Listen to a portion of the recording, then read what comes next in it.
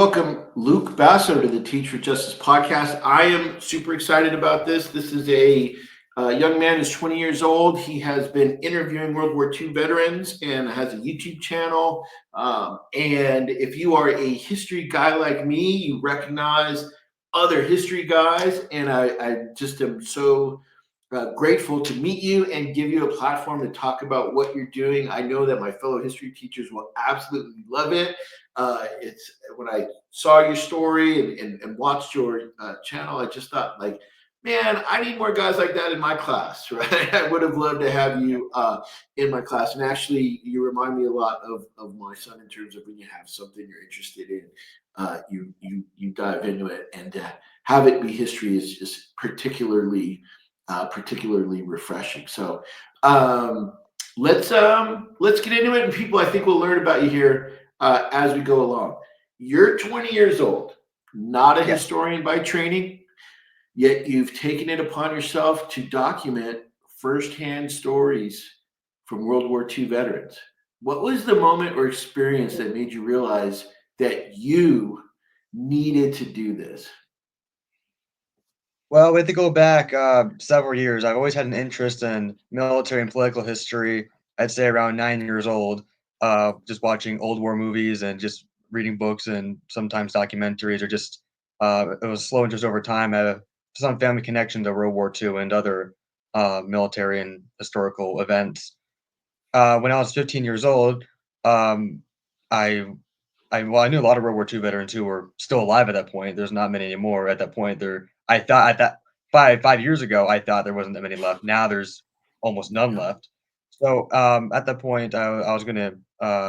I didn't start my actual YouTube channel until I was 17, but I was documenting these veteran stories starting at 15 years old in 2020. Actually, I've part of the inspiration of documenting World War II veterans in particular was well, the picture of one of my best friends, Tony Gagliardi. Since I was 14 years old, we would always go to military events together, or more movies, or just hang out. He's not alive anymore. He would be 100 years old if he was still alive. He was in Iwo Jima in Okinawa, and he was one of my best friends ever. And we were in so many news articles together. We went to all these events together. We went to all these every time a war movie came out, we would go see it. And so he was part of the inspiration what got me into this. But with my first ever, what got me into actually documenting them was there was this World War II veteran. It was his birthday in December 2020. A parade and an event was happening for the celebration. I went to it. I wanted to meet the guy, and I briefly Right. met him. But the family was like, come back later tomorrow, and you can talk to him in depth." I came out the next day. There's two cameras set up, and they recorded our whole conversation. And I'm like, I can do the same thing. I know a lot of World War II veterans and other veterans. I've had like Korean War, Vietnam, and it's slowly expanded to war and Afghanistan and Iraq veterans, as well as Holocaust survivors and victims of communism. Their story also deserves to be told. But it started there, 15 years old, slowly expanded into what it is now. And I give credit to Doug Brown, that World War II veteran, and who was there with the two cameras set up, and Tony Gagliardi. I don't know if Doug Brown's still alive. I think he'd be either 104, 105. He's still alive. I haven't heard Yes, anything about yeah. him passing. I have, so I'm guessing he's still alive because no one told me he passed away. I just don't live in the area where any that area anymore where he was, and where I just moved almost 2 years ago. But Tony sadly passed away last year. But I have so many great memories with him, and he helped me, and I give him a lot of credit for this too. And what city was this in where you were at the parade and did the interview with all the cameras there?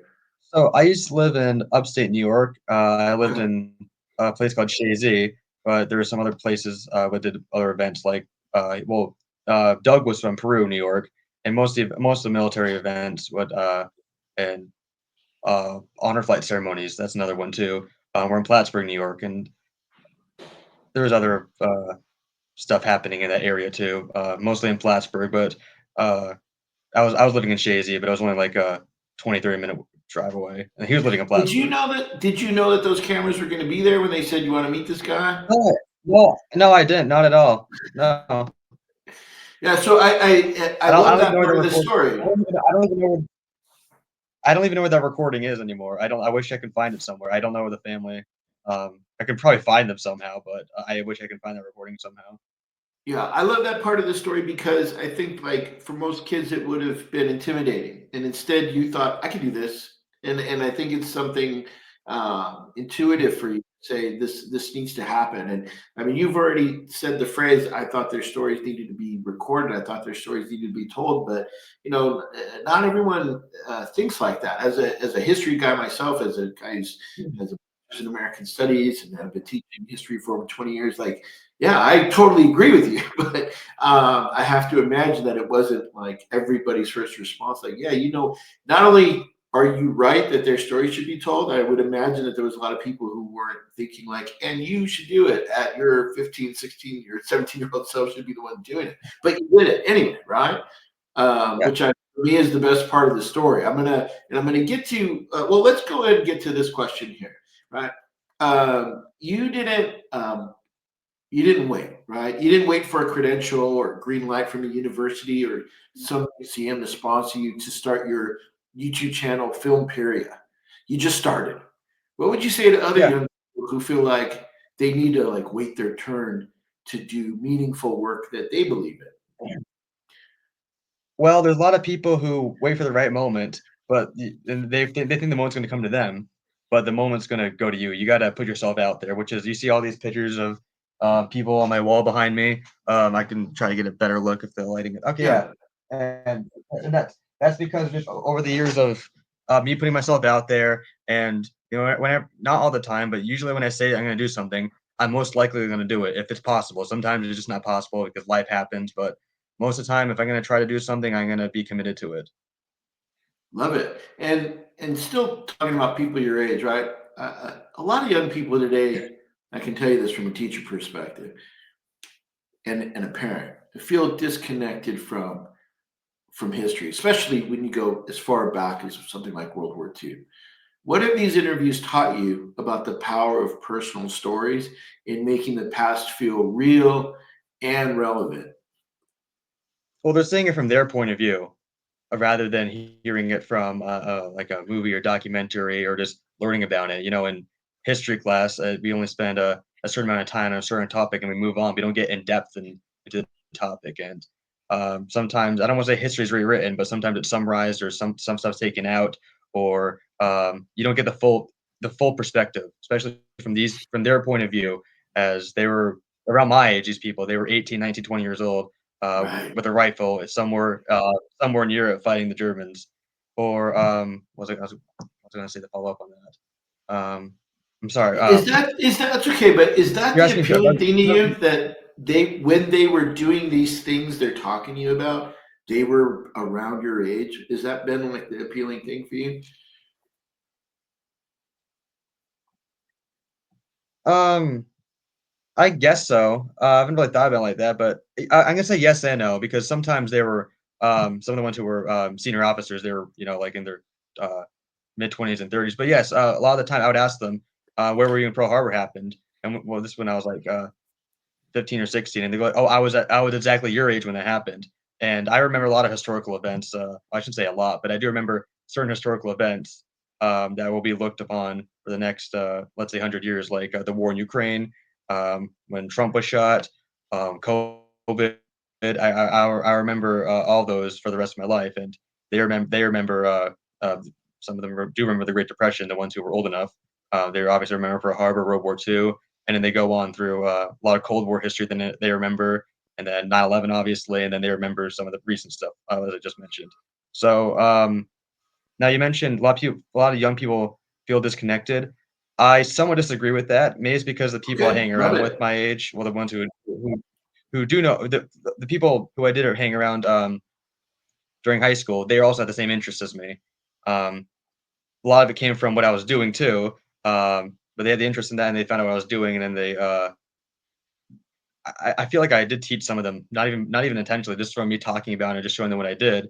They took an interest of that, and they were more knowledgeable of certain historical topics. But yes, the majority of young people are not interested or just not knowledgeable what's going on outside of sometimes. A lot of them would play video games. That's their only knowledge of that, or maybe what they saw on the news, or um, I can't think of too many other things what the average person college student or high school student would know too much about historical events besides learning about it or seeing it visually on in a video game or in a movie. Right, right.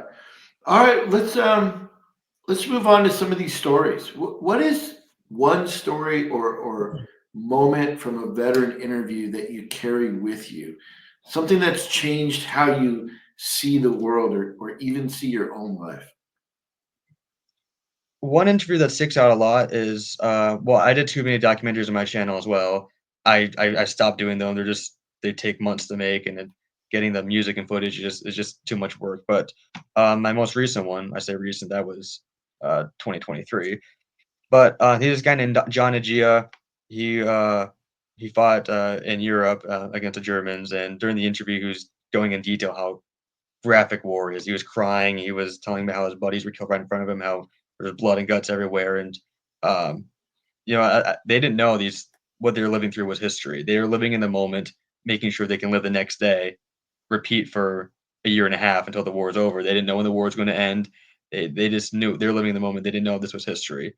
Now to answer your question, I guess it's just as I said before, their point of view, but also you get more in depth of what uh, what they really went through for our freedom, like in detailed of instead of like okay, for example, you hear a statistic like, oh, 50,000 people died in this battle and an extra 60,000 were wounded. You don't really you hear those and yeah, they sound like a lot, but a lot of people that's like some people are gonna think that about that, oh, those are just numbers and they don't really get to hear how in detail of what said event was really like. For example, Holocaust survivors. You hear how terrible the Holocaust was, and in history class we did watch documentaries, but hearing it from a person point of view, it changes it completely.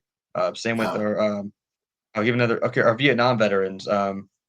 We briefly talked about Vietnam at least during when I was in history class, but we didn't really Mhm. go into detail of how they're treating when they came home. And Yeah. 50 years later, they're finally getting their respect. At least most of them. I still get comments on my YouTube channel trashing these Vietnam vets. It's horrible. They call them baby killers or war criminals. Really? Oh Horrible. wow. Yeah, yeah, it's horrible. And most of these Vietnam vets are in their 70s or 80s now, and it's 50 years too late, but better late than never to thank these Vietnam veterans. Just a simple thank you for your service or a welcome home. I prefer welcome home for these veterans because they didn't get a welcome home, and thank you for your service is just used so much. I don't want to say it's lost its meaning, but I feel like we should say more than thank you for your service to these veterans. Yeah, I hear you, man, and I wish I could say I was shocked at some of those hateful comments and on there directed at some of those guys, but it's a whole thing about social media. I just feel like, man, some people my age are worse than people your age sometimes on social media. It's really wasn't expecting that. I should have been, but I wasn't expecting that, and that's a little bit of a bummer. But Well, I you was know, shocked it the first time I saw that.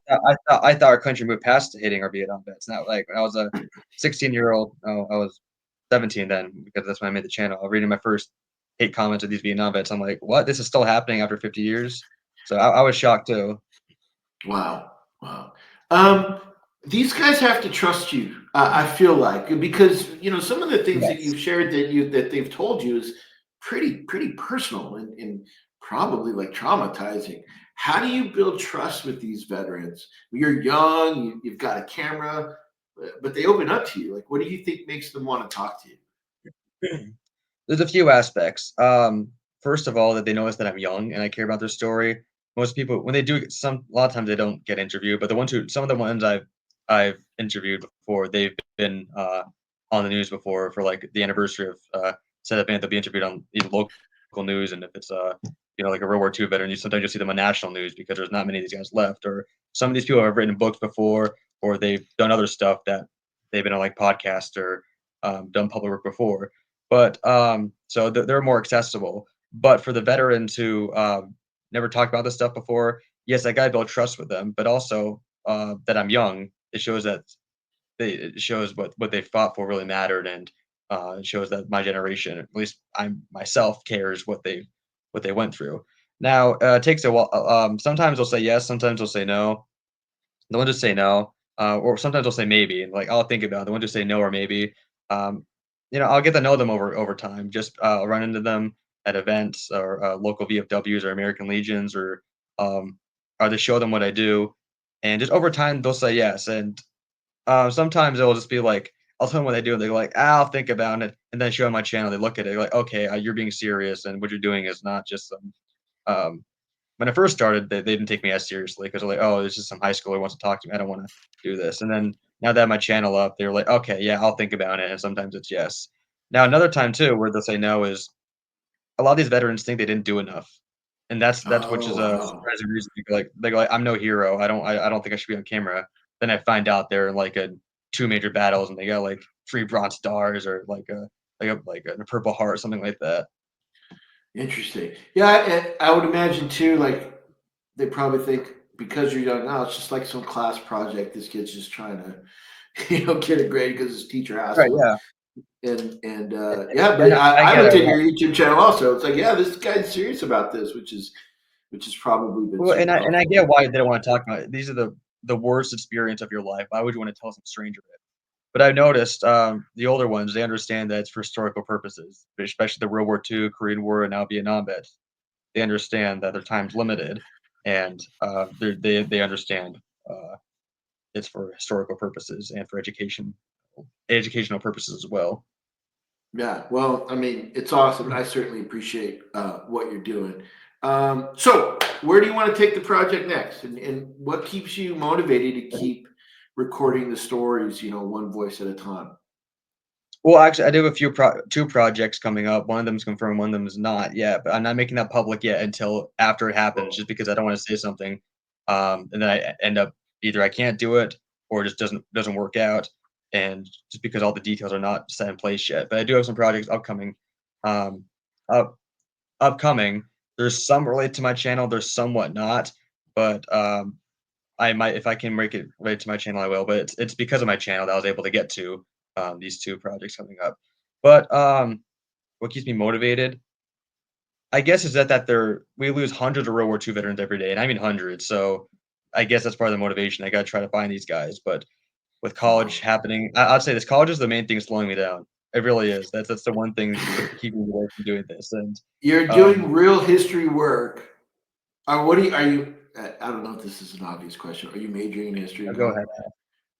No, I'm at a community college, yeah, so I'm taking a getting an associate's art, degree, and hopefully I can transfer that to I don't wanna say a real college, but, like a Right. university. Yeah, yeah. No, I got you. Yeah, it's It's just cheaper and so. easier to go to community college, right? Just No, for my I got position. you. Yeah. I got you. But it's just crazy that you're doing, real historical work. I'm not just telling you from a history guy's Well, the thing is, perspective. I see college as secondary. What I'm doing right now is more my priority than college. I can do the assignments, go to classes, and then that's it, and, I really that's how I see it because 'cause I'm like, I see these college, I'm like, "Okay, it makes me look better, and I'll have more opportunities in the career," and I still I I'm doing college just because it's like Yeah, it's more but of a yeah, I don't know yeah, how to but I don't know how to you're word it, right but about but my experience. the window closing because we're losing these guys, and so yeah, there's an urgency, right? Like I'm recognizing that there's an urgency where college can be postponed maybe a bit, but I just want to affirm that what you're doing I is think when I go important to a to me. university, I'll probably be more, I don't wanna say motivated about college, but just like, I'll be doing something what I wanna do. Right now, I gotta take the basic courses and get them out of the way as every Yeah, first 2 years of a community yeah. colleges. Those darn general eds, man. It's Yeah. what a pain. They All really are, right. man. All right. So I surprised you with this question. I dropped it on you right before we started.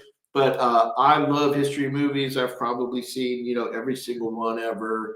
And that used to be what motivated me here to study history. But I'd love to hear from a 20-year-old who is doing real history work and finds history fascinating. What role do history movies play in your life? And I'm going to ask it in the form of this question. What are your top 5 history movies?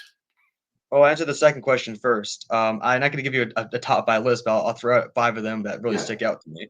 Um, we'll say The Longest Day because I grew up on that one. I grew up in a bunch of war movies when I was like 9 years old, which is it's Mhm. kind of weird saying that, but so The Longest Day because that covers all the points of view of D-Day. Uh, we had the German, the French, the American, the British. I think the Canadian point of view is in there. I don't remember. It's been a while since I've seen it. Right. Let's see, what's some other war movies that I watched Lawrence of Arabia recently. I really like that. Mhm. It's long. I'll say that it's really Yeah, long, yeah. but it's good. And usually, most of the stuff I'm focusing on are uh, military based. Well, that's still military based, but I'm thinking like World War II and IV because of my channel. But Lawrence of Arabia, that's pretty good. Let's see, what's some other not channels, other history movies that's like yeah. I'm thinking of. I don't want to just focus on World War II because that's a lot of the movie that I remember growing up on. But I'm trying to think. I'm trying to go back to my childhood. Um, I know a lot of people say Saving Private Ryan, but that was one of the first ones I saw as 9 years old, and that gave me perspective of how graphic warfare is and how brutal it is and the reality of it. So that one was a wake up call for me. Other history movies, let's see. Trying to think of some old ones, not necessarily old. No, that's right. And it just I, for I people of remember my watching age. A Bridge Too Far. It's been a while since I see that, but so I don't remember as much about it. But I do remember that one sticked out a lot for me. Let's see. I'm gonna name one more for you if I can think of one. I'll go back to you on that. I promise you. What was the first question? You don't have to. This is much more of an authentic response, and I apologize for throwing this at you at the last No, no, minute. no. Don't apologize. That made me have to think. Yeah, no, don't apologize because like this is for people my age. This is we could rattle off history movies partially though because it was not uncommon when I was in high school for teachers to show whole history movies as Well, part I'll of say I like Patton. That was a good one. Patton. Okay, nice. Love it. All right, so 5 movies from Luke Basso, the history guy with Film Perry, the YouTube channel. Love it. So normally on this show, I interview teachers and I ask them as a final question, what does it mean to you to teach for justice? But you're not a teacher, so I didn't want you to have an inauthentic answer or to make something up. So I modified the question for you. Okay. Okay. So Luke Basso, documentarian, history guy, Filmperia, YouTube channel, host, producer, lover of history and World War II veterans and appreciator of veterans. Was there a history teacher, or any teacher for that matter, who helped spark your love for the past, or maybe just gave you the confidence to pursue your curiosities? What did they do that stuck with you? Well, I was already interested in history before we actually had like um, those high school, middle school like core history classes. But uh, all my history teachers and all my civics and social studies teachers, they've all been great. I've never had a bad experience with any of those teachers, and even my college professors, I love them for like my history professors. The one this semester and last semester, they're great. My ones in high school and my ones in middle school, they were great. So um, shout out to all of them. I'm not gonna name every single one of them, but they, Right. I guess they pushed it further because I would have in-depth conversations about them with them, just about current events, history, politics, the military. So they do play a big role of advancing my interest in history and current events and politics and the military in general. All right, love it. Well, you guys heard it here. I don't want to say kid. I don't. If I were to say kid, I'm not saying it in an No, insulting it's way. okay. I It's get that often. refreshing. It's refreshing to hear of a young person sort of define what for us are perspectives and stereotypes and biases about people your age and just their just interest in what we're doing. As a history teacher, I appreciate what you're doing, the example that you're setting. Um, and I go back to that question about earning trust with these guys. Maybe they just know that you're not going to come in with some of these biases, like some of these ugly ones that showed up in those comments about the Vietnam veteran. And maybe for them, you're a safe person to talk to because you're not predisposed with some of these things or whatever it might be. But whatever it is, the fact that you're uh, curating it and preserving it is probably going to have some impact you don't even realize yet. And I'm sure their families are grateful too. I know I am as well. And I hope other young people see this, hear about this, and consider whatever it might be, going after it with sincere curiosity, because you're setting a really good example. You seem like a really good dude, man. And I appreciate you coming on the show Well, today. thank you. Thank you for having me. Thank you for talking with me, and thank you for asking these questions. I really appreciate this. All right. Thanks again. And Film Perez is what, Filmperia Yeah, on YouTube. if anyone's watching this that knows a veteran, especially from World War II in Korea, please reach out to me. You can do a Zoom call. I've done a lot of Zoom calls with these people just because they live so far away, but their story needs to preserve. We lose hundreds of World War II veterans every single day. Same way around with Korean War veterans. World War II veterans, they're in their late 90s to 100s. Korean War vets are in their mid 90s, so we're losing them every single day. Love it. I appreciate you putting that shout out. And please, guys, take him up on it. You can tell from his channel that he follows through. So you're not wasting your time reaching out to this guy. Thank you very much. I appreciate it.